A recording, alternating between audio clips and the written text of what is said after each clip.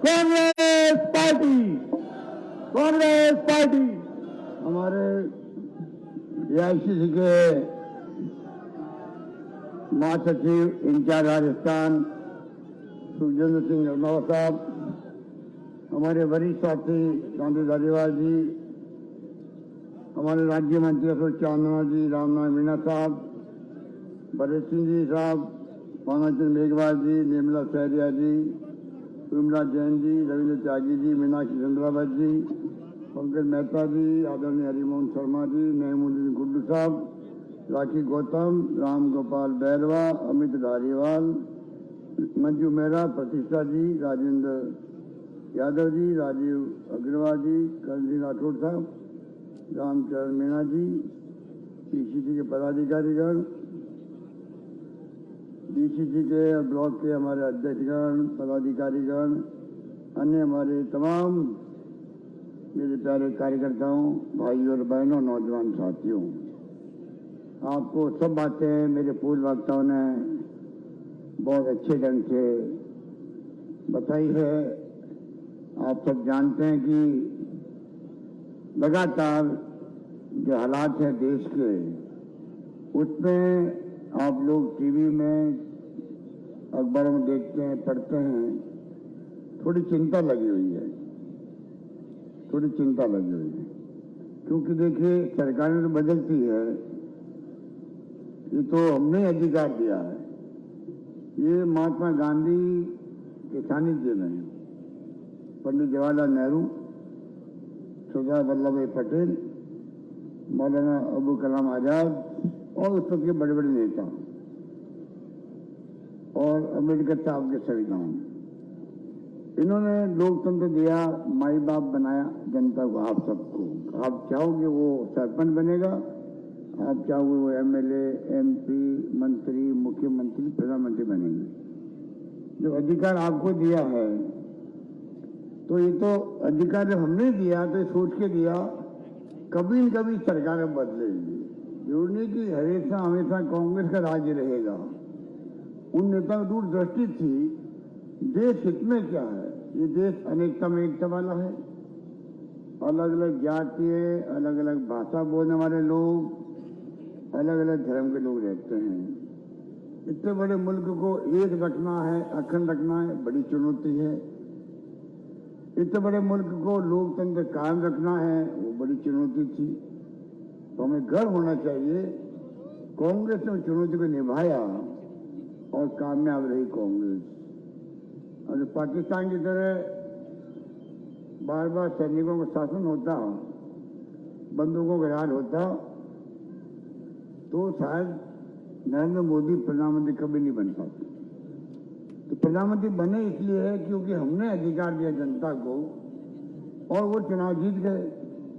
यहाँ तो ठीक है, कई बार कई प्रधानमंत्री बदले देश के अंदर, तो जिस प्रकार का रवैया मोदी जी, आरएसएस ने अपना रखा है, वो देश के लिए दुर्भाग्यपूर्ण है। देश के लिए दुर्भाग्यपूर्ण है। मैं सोच समझ के कह रहा हूँ ये बात। सरकार बदलती है, हमारी कोई उनसे दुश्मनी नहीं है किसी के भी, न मोहन भागवत जी से है, न नरेंद्र मोदी जी से है, न अमित शाह जी से है। विचारधारा की लड़ाई हमारी है। पर आज जो हालात बनते जा रहे हैं, किसी को नहीं मालूम देश किस दिशा में जा रहा है, किस दिशा में जाएगा। आज जो जुडिशरी पे दबाव, चुनाव आयोग पे दबाव, जिसके ऊपर बाहर निष्पक्ष चुनाव का, ईडी, इनकम टैक्स, सीबीआई, ये प्रीमियर एजेंसी हमारी है, उन पर दबाव, छापे डलवाते हैं विपक्ष पे सब जगह। चंदा इकट्ठा से बीजेपी ऑफिस में हो सकता है और जगह होना रोक लगा दी गई है। इलेक्टोरल बॉन्ड निकाल दिए हैं, 98% बॉन्ड खाली जाते हैं बीजेपी के पास।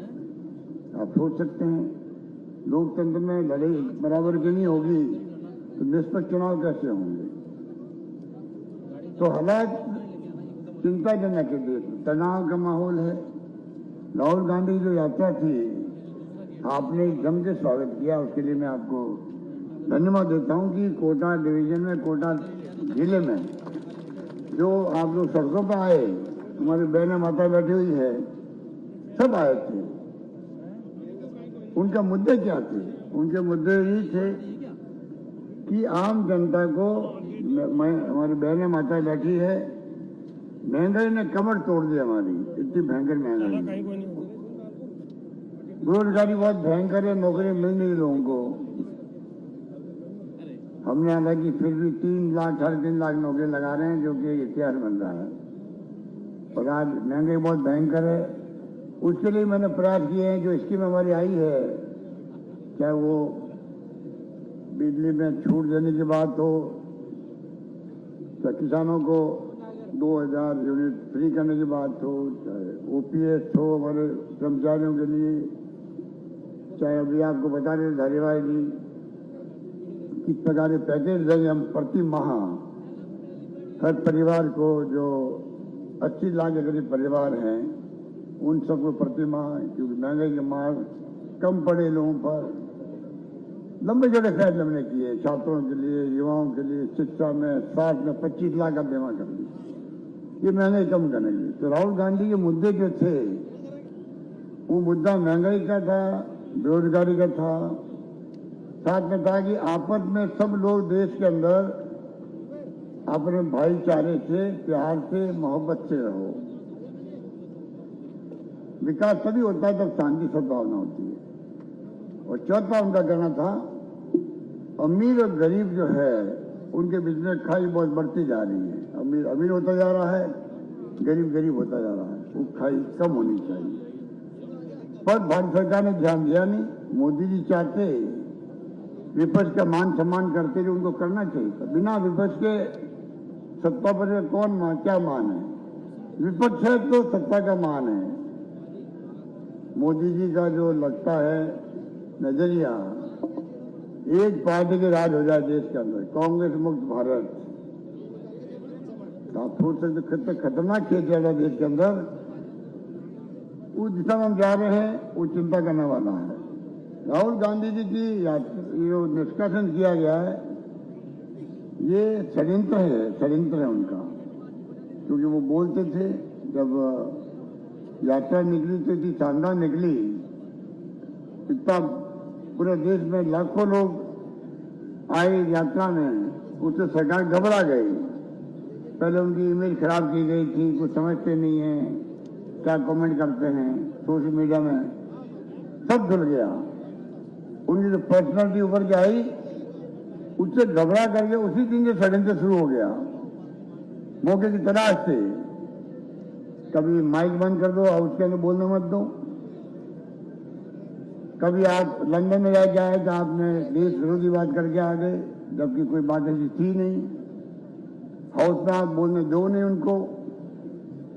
उनके ऊपर आरोप लगाओ एक तरफा, मंत्री लोग। मैं भी 5 बार आऊं एमपी, बताइए, नियम है, आरोप लगते हैं तो जवाब दिया जाता है। वो गए आपके यहीं के लोकसभा के मेंबर ओम बिरला जी के पास में। ओम बिरला जी खुद दवा में काम करते हैं। अभी मैंने कहा एयरपोर्ट पे मीडिया वालों को, ओम बिरला जी ड्यूटी थी कि वो राहुल गांधी को बोलने के लिए समय देते हैं, उसकी बजाय सत्ता में बैठे लोग ही हो अल्लाह करते रहे, माफी मांगो माफी मांगो माफी मांगो। अरे बोलने तो दो, बोलने के बाद में कहना कि हम संतुष्ट नहीं हैं आपकी बातों से, इसलिए माफी मांगो। आप जिस इंसान को बोलने दे ही नहीं रहे हो, माफी क्यों मांगे वो, और क्यों मांगे माफी? तो कहने का मतलब यह है कि ओम बिरला जी दबाव में काम कर रहे हैं। स्पीकर बनने के बाद में उनका तेवर दूसरे होने चाहिए थे। अगर उनको अपनी मान मर्यादा का ख्याल था, राजस्थान में ख्याल था, तो आज सीपी जोशी, हमारे डॉक्टर सीपी जोशी स्पीकर है, आप देख लीजिए पक्ष विपक्ष को वो किस रूप में डील करते हैं हाउस के अंदर। कोई विपक्ष का आदमी नहीं कह सकता हमारा अन्याय हुआ, हमें बोलने नहीं दिया। इस पर उसको कहते हैं, वो पार्टी का मेंबर नहीं रहता है। और ओम बिरला कोई बीजेपी के मेंबर नहीं है, पता नहीं इस्तीफा दिया नहीं दिया। इस्तीफा नहीं दिया तो आप याद दिलाओ उनको, इस्तीफा अभी दे दे। ओम बिरला जी इतने बड़े पद पे है, वो पद मामूली पद नहीं है। राजस्थान वालों को फक्र हुआ था जब बने थे स्पीकर, मैंने उनको बदल दी घर जा करके, क्योंकि लोकसभा स्पीकर किसे कहते हैं। जब मावलंकर साहब बैठे थे वो जमाने में, उस पद पे ओम बिरला बैठे हैं। बताइए आप, एयरपोर्ट की बात थी, जमीन फ्री, अभी धारीवाली कह रहे थे आप, अरे अब तो एयरपोर्ट लेके आ जाओ, वरना फिर सपना आएगा 40 साल से मांग करें गोटा वाले एयरपोर्ट एयरपोर्ट एयरपोर्ट। पहली बार जमीन का फैसला हुआ है, फ्री फैसला हो गया, सब कुछ हो गया, आगे बढ़ना चाहिए। तो मैं कहना चाहूंगा आपको, उनको बोलने दिया नहीं गया, और देख लिया सूरत में क्या हुआ। जिसने केस दायर किया वो खुद ही हाईकोर्ट गया, रोकवा दिया, सुनवाई मत करो, अभी रोक स्टे कर दिया। और जब समय अनुकूल था तब जाके कहा नहीं अब आप छूट दे दीजिए, फैसले का नहीं। 1 महीने में फैसला हो गया। 2 साल की सजा आज तक इतिहास में किसी को नहीं हुई ऐसे केस के अंदर, इन्हीं को हुई है। राहुल गांधी कहते 20,000 करोड़ के हिसाब से प्रधानमंत्री मोदी जी, अमित शाह जी, ये पैसा किसका था, कोई हिसाब नहीं। तो कहने का मतलब यह है कि जो कुछ भी हो रहा है देश के अंदर वो उचित नहीं है, लोकतंत्र के लिए उचित नहीं है।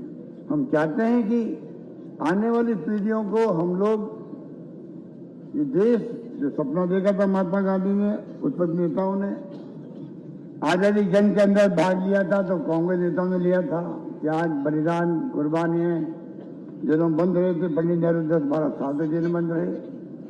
ये आज सत्ता बैठे इनके लोगों ने तो अपनी उंगली भी नहीं कटाई है देश के लिए। बड़ी बड़ी राष्ट्रवाद की बात करते हैं, हिंदू की बात करते हैं। क्या हम लोग यहाँ बैठे हिंदू नहीं है क्या? हम गाय की सेवा नहीं करते क्या? ज्यादा आप ज्यादा सेवा कर रहे हैं। हमने गाय का निदेशालय खोल दिया, 9 महीने का 12 महीने का हम दे रहे हैं, गौशालाओं को अनुदान दे रहे हैं। अभी लंपी रोग आ जाए तो मैंने घोषणा कर दी 40,000 रुपये मिलेंगे।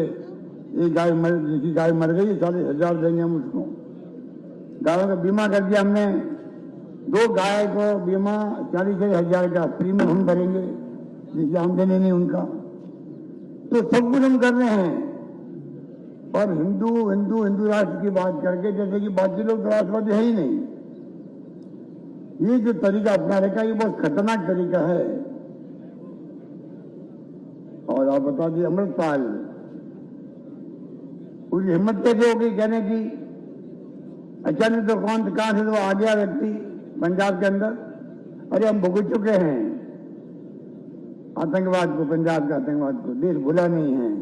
खालिस्तान की बात की गई थी, इंदिरा गांधी की महिला थी, प्रधानमंत्री पद देते उनका सीना छलनी कर दिया गोलियों से, तो खालिस्तान नहीं बनने दिया उन्होंने। याद करो, खालिस्तान नहीं बन पाया उस वक्त में। और वो व्यक्ति कह रहा है अगर नरेंद्र मोदी जी, अमित शाह जी और मोहन भागवत जी बात कर सकते हिंदू राष्ट्र बनाने की धर्म के नाम पर, हम लोग सिख हैं, हम क्यों नहीं खालिस्तान की बात कर सकते हैं? अब आप सोच लीजिए, इतना बड़ा खतरनाक स्टेटमेंट उसका आया है, क्या उस पर ध्यान नहीं जाना चाहिए केंद्र सरकार का? मेरा मानना केंद्र सरकार को और राज्य सरकार को, पंजाब की पहला काम ये करना चाहिए कि इस मुद्दे को निपटाना चाहिए। कोई पढ़ रहे नहीं है, वो घमंड अहम में चल रहे हैं वो लोग। विपक्ष को बहुत बुरा भला कहना उनको अच्छा लगता है। प्रधानमंत्री जैसे पद पे, प्रधानमंत्री किसे कहते देश का, वो कहता है कि विपक्षी पार्टियों के जो करप्ट लोग हैं उन्होंने गिरोह बना दिया है देश के अंदर। आप बताइए, अगर आप इस प्रकार विपक्ष को बदनाम करोगे प्रधानमंत्री पद पर रहते हुए, आपका सम्मान बढ़ेगा क्या? सम्मान बढ़ेगा आपका? तो हालात मैंने कहा आपको बहुत गंभीर है, बातें कही उतनी कम है, तो आप लोग सब समझदार हैं। खाली मैं आपको यही कहना आया हूं, हमें हमारी जो वर्तमान पीढ़ी, जो नौजवान हैं, उनके कंधों पर भार आएगा कल देश का, और जो आने वाली पीढ़ी हैं उसको हम देश का लोकतंत्र मजबूत करके जाएं। दुनिया भर में आज मान सम्मान होता है। मैंने नरेंद्र मोदी जी को खुद को कहा था उनकी उपस्थिति के अंदर, बांसवाड़ा के अंदर, 3-4 महीने पहले, लेकिन मोदी जी, आप जब दुनिया में जाते हो, आपके तो मेरा बहुत सम्मान होता है। पता आपको क्यों होता है? इसलिए होता है कि आप नरेंद्र मोदी जी हमारे आए हैं, वो गांधी के देश से आए हैं। सम्मान इसलिए होता है, भारत से आए हैं जहां पर लोकतंत्र बहुत मजबूत है, सरकार बदलती है कोई खून खराबा के बगैर, इसलिए आपका सम्मान होता है। वास्तविकता है, सच्चाई है। इस पूंजी को मोदी जी को समझना चाहिए। दुनिया के मुल्क हिंदुस्तान का मान सम्मान क्या रखते दिल के अंदर, उसको आप अपने समय में और बढ़ाओ, घटाओ मत। वो तब बढ़ेगा तब हिंदू राष्ट्र की बातों करने की बजाय छत्तीस कौम की बात करो, सबकी बात करो। वरना हिंसा का जवाब हिंसा कभी नहीं हो सकता है। रामनवमी देखिए आप, कल बंगाल के अंदर, गुजरात में, बड़ौदा के अंदर, सासाराम के अंतर्गत, बिहार के अंदर 5-7 जगह दंगे भड़ गए हैं राज्यों के अंदर। ये अच्छी बात है क्या? भगवान राम का दिन सबके लिए सुकून का दिन होता है, उस पर दंगे भड़क जाए, हिंदू मुसलमान एक दूसरे को आरोप लगाते रहे, इस माहौल में क्या प्रगति हो सकती है? अरे घर में 2 भाई झगड़ते तो प्रगति रुक जाती है। ये बात लागू होती है गांव के लिए। गांव में झगड़े होते हैं, विकास ठप। ये बात लागू होती है प्रदेश और देश के लिए। इसलिए मैं कहना चाहूंगा, कृपा करके आप इन बातों को समझें। हमने बहुत स्कीमें दी है, हर बार सरकार बदल जाती है। बदलना कोई बुरा नहीं होता है, परंतु काम करने के बाद में भी जिस रूप में सरकारें बदली, मेरी भी 2 बार, कितना नुकसान हो गया राजस्थान को। मैं आपको उदाहरण देना चाहता हूं। एक तेल निकल गया बाड़मेर के अंदर, कायाकल्प हो गया राजस्थान का, आमदनी बढ़ गई राजस्थान की। मैं वहां रिफाइनरी लगवा रहा हूँ, रिफाइनरी 40,000 करोड़ की रिफाइनरी है। पेट्रोकेमिकल कॉम्प्लेक्स साथ बन रहा है, जिससे ये प्लास्टिक आधारित हजारों एकड़ लगाएगी वहां।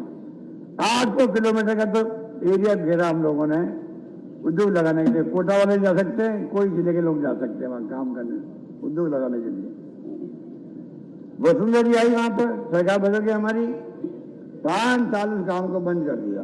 5 साल से मालूम आपको क्या हुआ?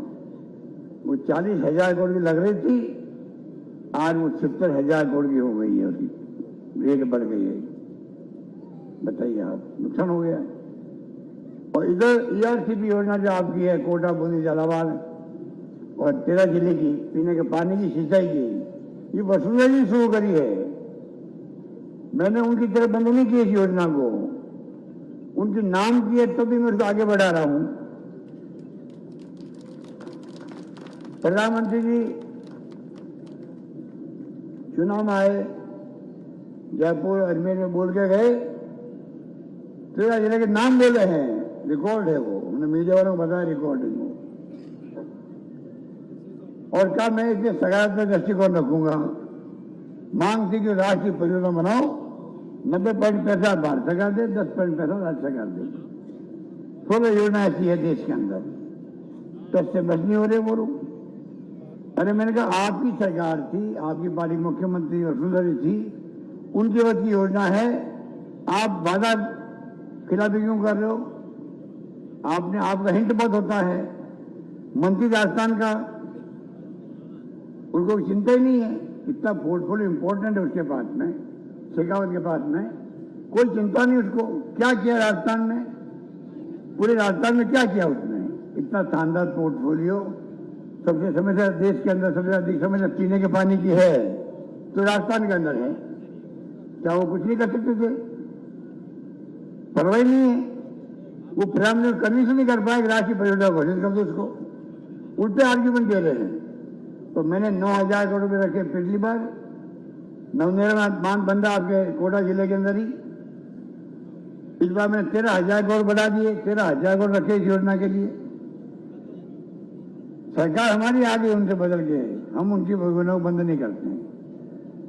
इस बार मुझे लगता है कि जनता का मूड लगता है कि वापस सरकार कांग्रेस की बनानी चाहिए, मुझे लगता है।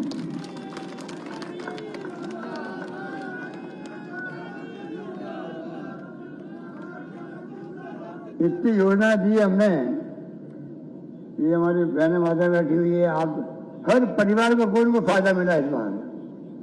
बिजली की दरें हमने कम कर दी, सबके लिए कम कर दी, और जो 100 यूनिट फ्री की है उससे मालूम है आपको 1 करोड़ 4 लाख लोगों का बिल जीरो आएगा। अब जीरो बिल आएगा 1 करोड़ 4 लाख। किसानों का 13-14 लाख किसानों का बिल जीरो आएगा।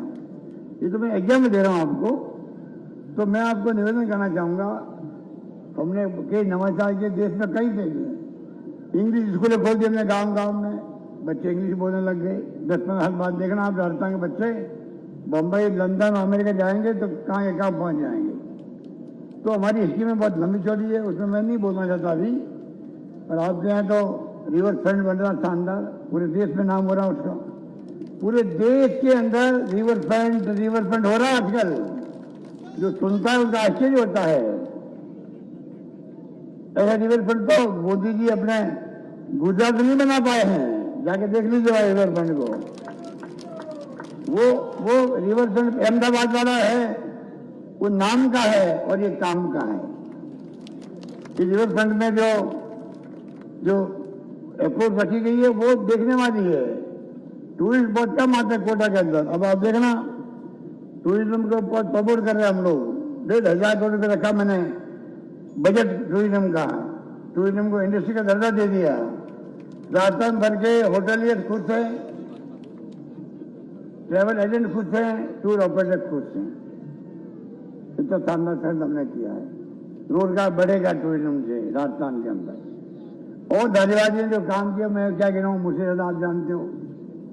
हम मुझे गाड़ी पटाते हैं, काम करवा लेते हैं सब काम। पैसा की जुगाड़ भी कर लेते हैं, यूआईटी से कर लेते हैं, कुछ भी कर लेते हैं।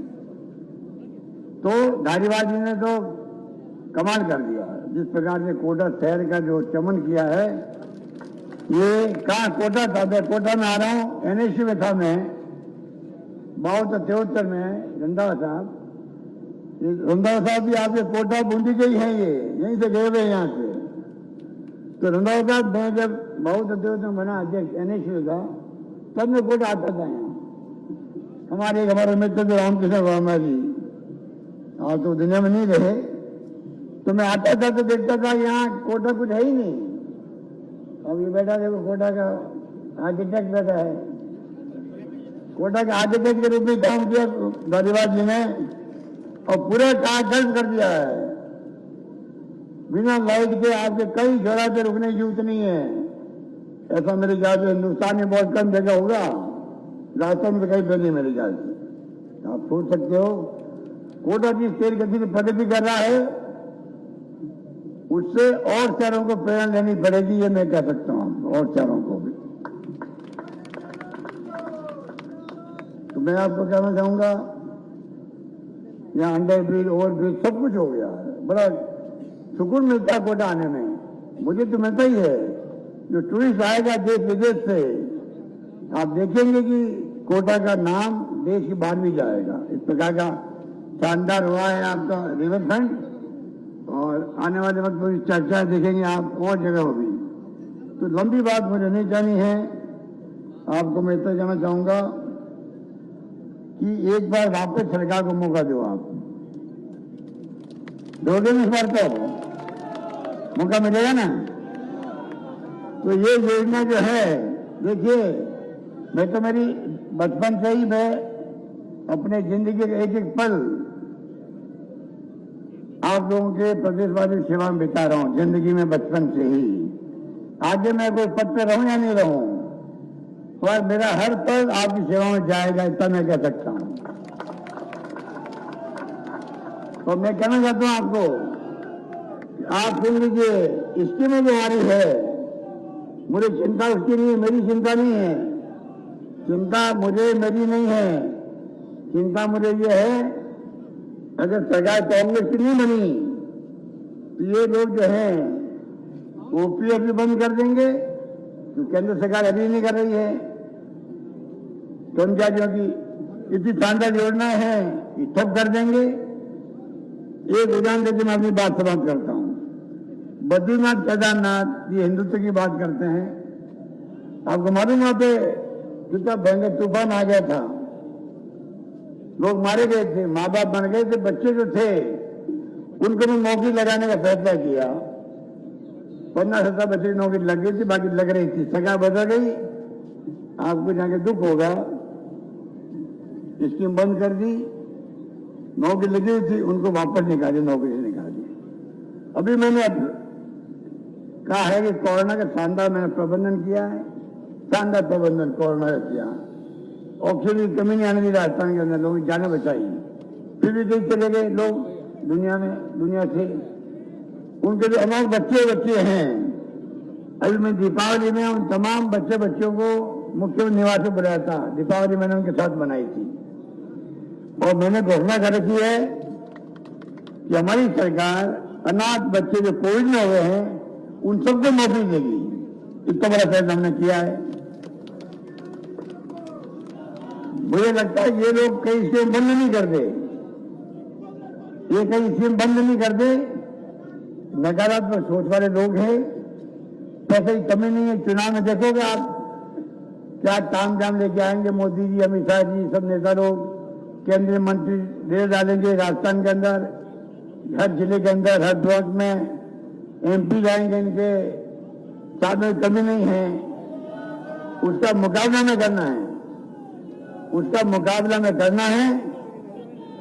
कम साधनों में, बिना साधनों के मुकाबला करना पड़ेगा, तब जाकर के फासिस्टी लोग हैं, इनका कोई लोकतंत्र में यकीन नहीं है। लोकतंत्र का मुकुटा पहन के सरकार में आ जाते हैं, कोई कमी नहीं इनके पास में। साम दाम दंड भेद वाली बात है इनके लिए। इस हमें हिम्मत के साथ मुकाबला करना पड़ेगा। यही बात करता मैं अपनी बात समाप्त करता हूं। धन्यवाद। जय हिंद। धन्यवाद। अंत में मैं